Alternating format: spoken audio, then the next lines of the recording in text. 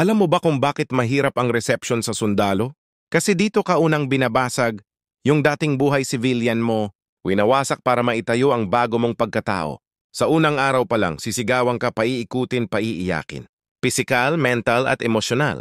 Lahat ng aspeto sinusubok. Bakit? Dahil sa labas, sa totoong laban, hindi ka pwedeng manghina, hindi ka pwedeng sumuko. Reception ang unang bakbakan mo.